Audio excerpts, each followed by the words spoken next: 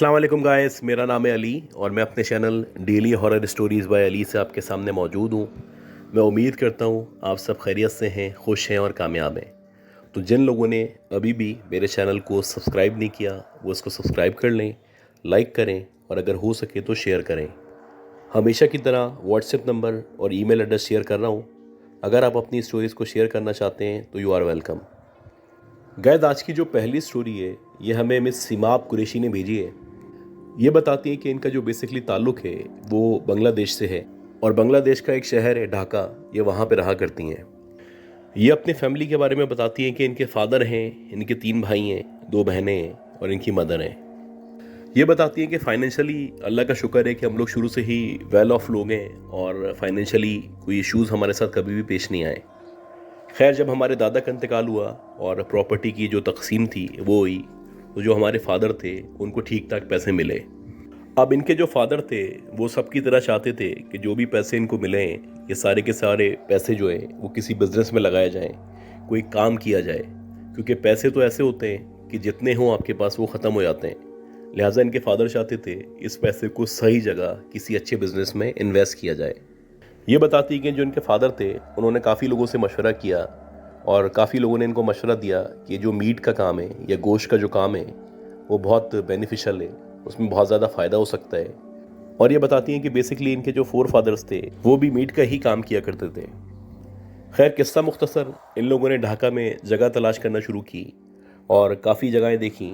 Finally एक जगह थी जिसके बारे में कहा जाता था कि तकरीबन 400 स्क्वायर यार्ड पे मुश्तमिल है और ये जो जगह है पिछले तकरीबन 15 से 20 साल से खाली है। ये जगह जहाँ पे मौजूद थी बेसिकली वो एक कमर्शियल हब था, लेकिन समझ से बाहर ये था कि अगर ये कमर्शियल हब पे मौजूद थी या इतनी कीमती जगह थी तो ये खाली क्यों थी। खैर, इनके फादर ने जो भी बेसिक इन्फॉर्मेशन थी वो इकट्ठी की, लीगल जो भी रिक्वायरमेंट्स थी वो पूरी की और ये जो जगह थी उसको ख़रीद लिया। अब ये बताती है कि इनके जो फादर थे जब इन्होंने इस जगह को ख़रीदा तो ये मुकम्मल तौर पर खाली थी और अबंडेंट थी। खैर, जब इनके फादर ने इसको ख़रीदा उसके बाद इसको साफ़ करवाया, इसमें रेनोवेशन करवाई, कलर वगैरह करवाया और एक बड़ा सा मीट शॉप या मीट हाउस खोलने का इरादा किया। अब मीट हाउस खोलने के लिए आपको बहुत सारे काम करने पड़ते हैं, आपको मशीनरी लगानी पड़ती है, कोल्ड स्टोरेज बनाना पड़ता है ताकि जो भी मीट आप लेंगे उसको लॉन्ग टर्म स्टोर कर सकें। खैर, आहिस्ता आहिस्ता करके जो भी इसकी रिक्वायरमेंट थी वो पूरी की गई। बिला आखिर फाइनली 4-6 महीने की जद्दोजहद के बाद एक बहुत बड़ा मीट हाउस या मीट शॉप जो थी वो इन्होंने खोल ली। अब 400 स्क्वायर यार्ड का मतलब होता है कि एक बहुत बड़ी जगह।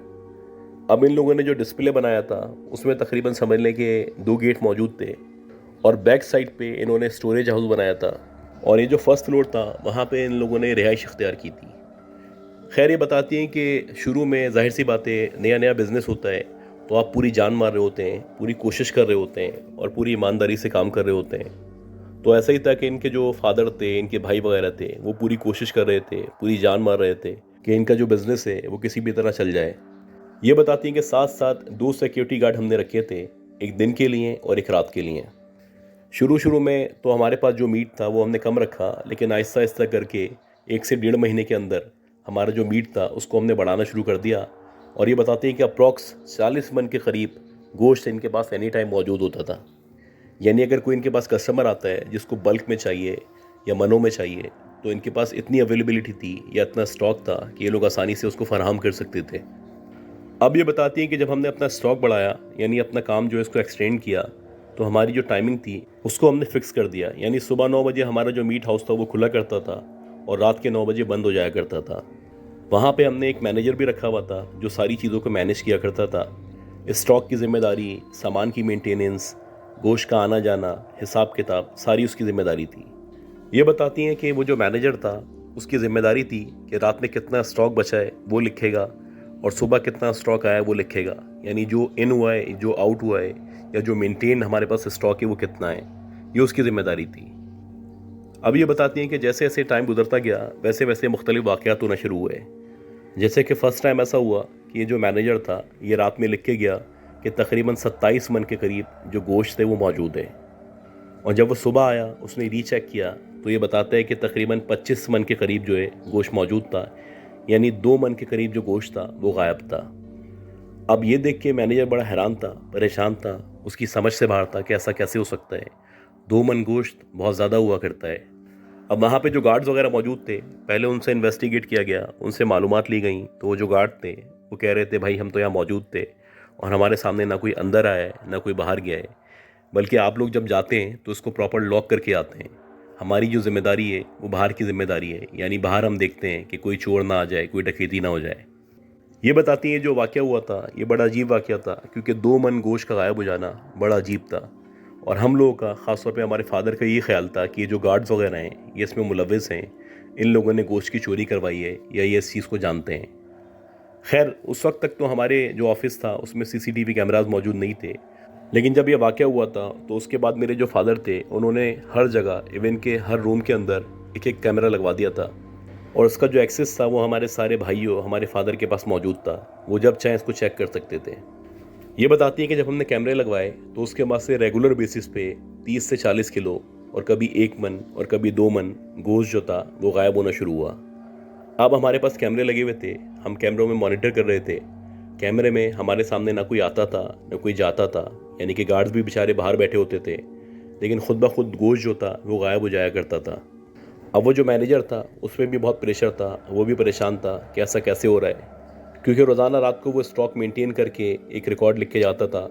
और जब भी वो सुबह आके देखता था तो यकीनन 1 मन, 2 मन, कभी 50 किलो, कभी 40 किलो गोश्त जो था वो कम हुआ करता था। ये बताती हैं कि जैसे जैसे ये मामलात और वाक़यात बढ़ते चले आ रहे थे, हमारी तशवीश में इजाफा होता चला जा रहा था, क्योंकि जो गार्ड्स वगैरह थे उनको हम लोग कम्प्लीटली मॉनिटर कर रहे थे और हम देख रहे थे कि वो बेचारे ना अंदर आते हैं ना बाहर जाते हैं, जहाँ उनको बिठाया गया है वहीं 12 घंटे बैठे रहते हैं। तो इस बात का यकीन था कि किसी भी तरह ये जो गार्ड्स हैं वो इस चोरी में या इस चीज़ में शामिल नहीं हैं। खैर ये बताती कि जब मामला बहुत ज़्यादा बढ़े तो जो मेरा भाई था उसने कहा कि हम में से 1-2 लोगों को, या कम से कम मैनेजर को, एक रात जो है वो उस मीट हाउस के अंदर गुजारनी चाहिए, ताकि मामलात का पता चल सके कि गोश्त जाता कहाँ पे है। क्योंकि हम स्ट्रिक्टली मॉनिटर कर रहे हैं, गार्ड्स इन्वॉल्व नहीं हैं, कैमरे लगे हुए हैं, कुछ नज़र नहीं आता। ये बताती हैं कि जो प्लान था मेरे भाई का उसके मुताबिक उसने ऐसे ही किया कि उसने अपने साथ एक मैनेजर को लिया और उसने डिसाइड किया कि पूरी रात जो है वो मीट हाउस के अंदर गुजारेगा। ये बताती है जैसे जैसे टाइम गुजरा, रात बढ़ती चली गई, मेरा भाई और एक मैनेजर जो था वो इस मीट हाउस के अंदर मौजूद थे और आज ये ऑब्जर्व करना चाहते थे या देखना चाहते थे कि आखिर गोश्त जाता कहाँ पे। खैर ये बताती हैं कि रात के 12:30-1 बजे तक तो कोई वाक़या पेश नहीं आया, लेकिन जैसे ही 12:30-1 बजे उसके बाद इन लोगों को महसूस होना शुरू हुआ कि जो इनका स्टोरेज हाउस है या कोल्ड हाउस है वहाँ पे कोई मूवमेंट हो रही है। अब जब इनको वहाँ पे मूवमेंट महसूस हुई तो जो भी गार्ड्स वगैरह मौजूद थे उनको भी इन्होंने अंदर बुला लिया और गार्ड्स को कहा कि आगे चलो और हमारे साथ चल के देखो कि यहाँ पे कोई मौजूद है, क्योंकि हमें बाकायदा मूवमेंट महसूस हुई है। अब ये बताती हैं गार्ड्स आगे आगे चल रहे थे, मेरा भाई और मैनेजर पीछे पीछे चल रहे थे और आहिस्ता आहिस्ता करके ये लोग जो कोल्ड स्टोरेज हाउस था वहाँ पे गए, वहाँ जाके देखना शुरू किया। ये बताती हैं जैसे ये लोग वहाँ पे एंटर हुए तो इन लोगों ने देखा कि 7 औरतें जो लाइन से बैठी हुई हैं और उनके सामने बहुत सारा गोश्त जो है वो बिखरा पड़ा है और वो जितनी भी औरतें हैं सबकी अजीब अजीब शक्लें और ये जो कच्चा गोश्त है उसको खा रही हैं।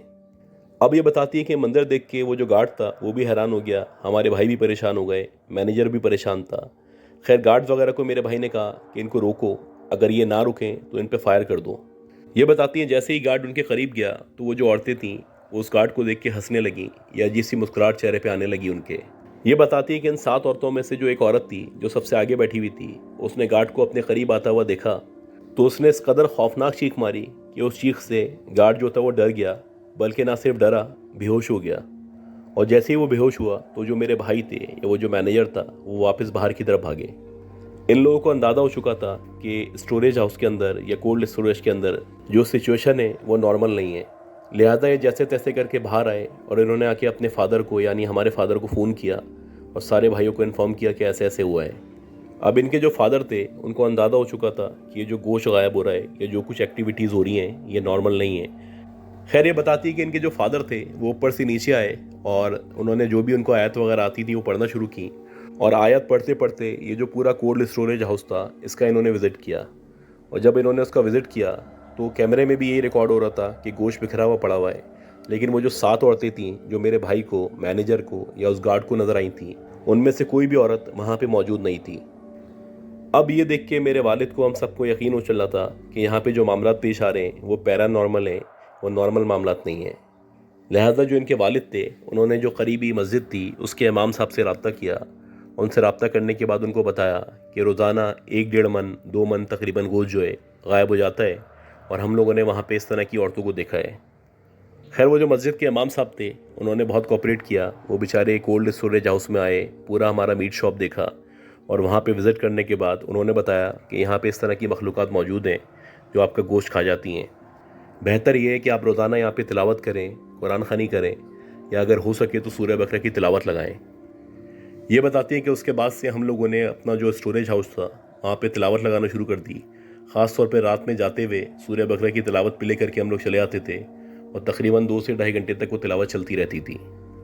ये बताते हैं कि जब से हमने सूरह बकरा की तिलावत लगाना शुरू की तो आहिस्ता आहिस्ता करके जो मामलात थे, गोश्त गायब हो रहा था, ये गोश्त गायब होना ख़त्म हो गया और उसके बाद से वो जो औरतें थीं या वो जो अजीब मखलूक़ात थीं वो ना हमें नज़र आईं, ना हमारे भाई को नज़र आईं और ना उसके बाद कभी गोश्त गायब हुआ।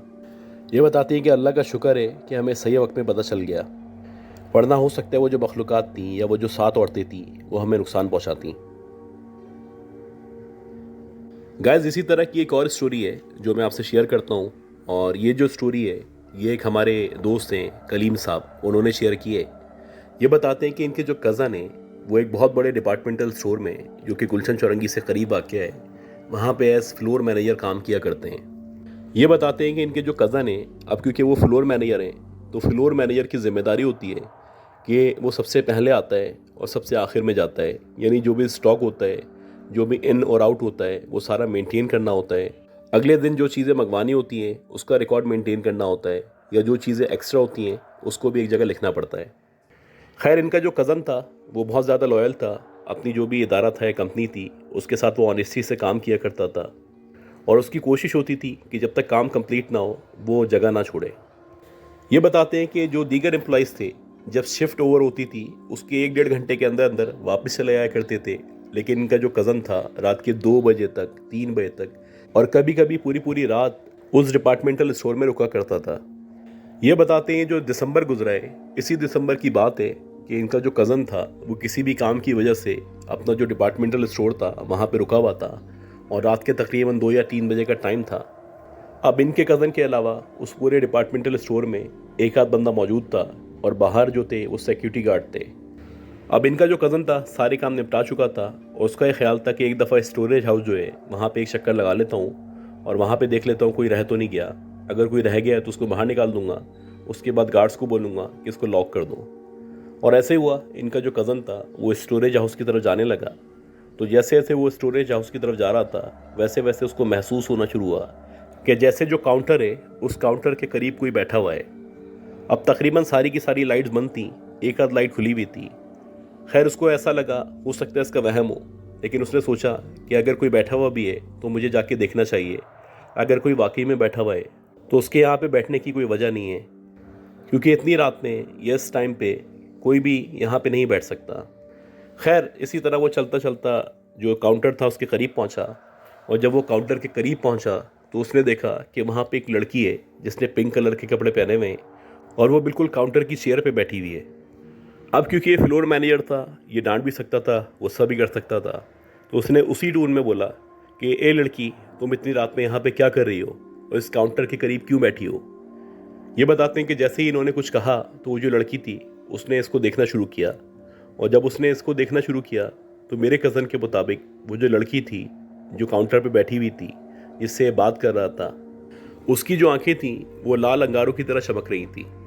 पहले तो इनके कज़न को लगा कि हो सकता है उसका वहम हो, लेकिन जब उसने वाकई में गौर किया तो ऐसा ही था कि वो जो औरत थी या वो जो लड़की थी जिसने पिंक कलर का ड्रेस पहना हुआ था, जो काउंटर पे बैठी हुई थी, उसकी जो आंखें थीं वो लाल अंगारों की तरह चमक रही थी। अब जब इनके कज़न ने यह मंजर देखा तो उसको अब थोड़ा सा खौफ महसूस हुआ और जैसे उसको खौफ महसूस हुआ वो पीछे हटा और सोचने लगा कि इतनी रात में भला ये लड़की अंदर कैसे आ सकती है और अगर ये लड़की अंदर आ भी गई है तो ये यहाँ पे क्या कर रही है। और दूसरी सबसे अहम चीज़ ये थी कि तकरीबन तमाम एम्प्लॉयज़ को, तमाम लड़कियों को ये जो फ्लोर मैनेजर था ये जाना करता था और इसके जहन में अब तक नहीं आ पा रहा था कि आखिर ये कौन लड़की है जो यहाँ पे बैठी हुई है या इसका चेहरा किस एम्प्लॉय से मिलता है।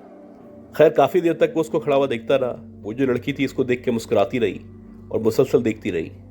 उसके बाद इनका जो कज़न था वो वापस मुड़ा। उसको अंदाज़ा हो गया कि सामने जो इसके बैठी हुई है, ये जो मखलूक इसको नज़र आ रही है वो कोई नॉर्मल इंसान नहीं है, वो कोई नॉर्मल लड़की नहीं है। लिहाजा उसको जो भी आयत वगैरह आती थी वो उसने पढ़ी और वहाँ से निकल गया। खैर जैसे ये बाहर गया, बाहर जाके जो गार्ड्स वगैरह मौजूद थे उन सारे गार्ड्स को उसने सारा का सारा वाक़या बताया। अब उनमें से जो एक गार्ड था वो कहने लगा कि साहब, ये जो लड़की की आप बात कर रहे हैं जिसने पिंक कलर के कपड़े पहने हुए हैं और जिसकी लाल अंगारे जैसी आंखें हैं, इस लड़की को मैं मुतादिद बार देख चुका हूँ। अक्सर ऐसा होता है कि रात के 3 या 4 बजे के टाइम ये जो लड़की है हमें स्टोर के अंदर घूमती हुई नज़र आती है। हालांकि जब भी हम और आप फ्लोर को बंद करते हैं तो हम लोग इंश्योर करते हैं कि अंदर कोई एम्प्लॉई या कोई लड़की या कोई लड़का मौजूद नहीं है। और ये जो लड़की है इसकी जो शक्ल है ना किसी एम्प्लॉई लड़की से मिलती है ना किसी की छवि इसमें आती है। हम खुद हैरान हैं कि ये लड़की कौन है, कहाँ से आती है और अंदर क्यों घूम रही होती है। खैर ये बात सुन के गार्ड की इनका जो कज़न था वो सोचने लगा कि वाकई में यहाँ पे इस तरह के मामलात मौजूद हैं और इनके कज़न का पहली दफ़ा इस तरह की मखलूक़ात से एनकाउंटर हुआ था। खैर जैसे तैसे वो वहाँ से निकला और जब वो घर पहुँचा तो उसको शदीद बुखार हो चुका था और घर जाके उसने अपने जो वालिदैन थे या उसके जो पेरेंट्स थे उनको सारा का सारा वाक़या सुनाया। अब ये वाक़या सुनने के बाद जो उसके पेरेंट्स थे उन्होंने इस पर दम दरूद किया, फिर जाके इसकी जो तबीयत थी वो नॉर्मल हुई। ये बताते हैं कि बात यहाँ पे ख़त्म नहीं हुई।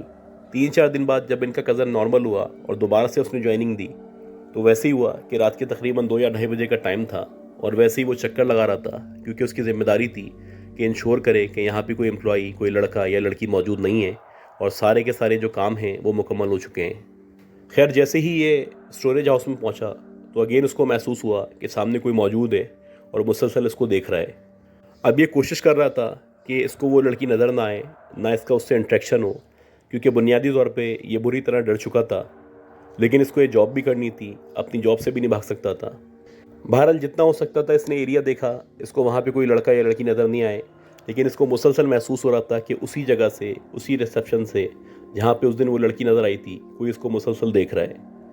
अब इसने उस एरिया को इग्नोर किया या उस हिस्से को इग्नोर किया, बाकी सारा एरिया कवर किया, उसके बाद बाहर आ गया।